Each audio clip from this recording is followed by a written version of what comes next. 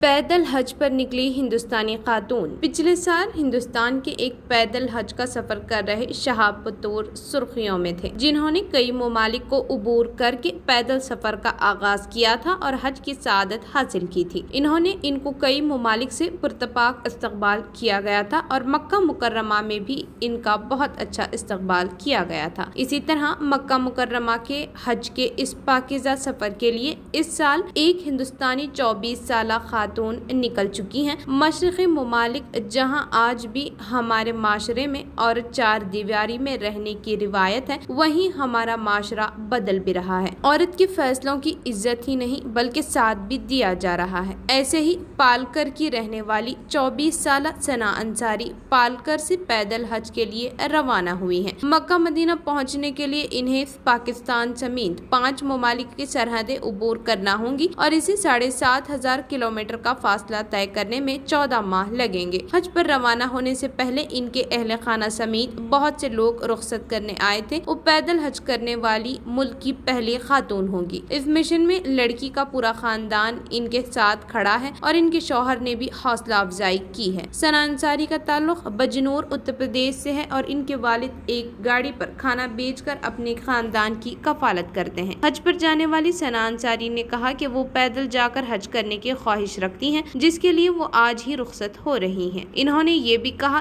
कि मैं जानती हूँ कि मुझे रास्ते में बहुत सी मुश्किलात का सामना करना पड़ेगा, बहुत सी मुसीबतें आएंगी, लेकिन मैं इनका सामना करने के लिए तैयार हूँ। अल्लाह इसके लिए मेरा साथ जरूर देंगे। पालकर मजाफाती के साबिक सदर रईस खान ने कहा कि मैं इस लड़की की हिम्मत की तारीफ करता हूँ। हर एक की ख्वाहिश होती है कि वो मक्का और मदीना जाएं और जिंदगी में एक बार हज करें, लेकिन हर किसी का ख्वाब पूरा नहीं होता। हम सब अल्लाह से दुआ करते हैं कि सना अपने मकसद यानी हज में कामयाब हो। जब पैदल हज के लिए नौजवान शहाब निकले थे तो कई मुफ्तियान के फतवे आए कि जब वसाइल हों तो पैदल निकलना जायज नहीं होगा। इसी तरह औरत के लिए बगैर महरम का सफर करना काबिल कबूल नहीं है। औरत अपने सरपरस्त के साथ सफर करे। बहरे कैफ सना अपने पैदल सफर के लिए रवाना हो चुकी हैं। हज तक अपनी मंजिल पर पहुंचने का इरादा रखती हैं।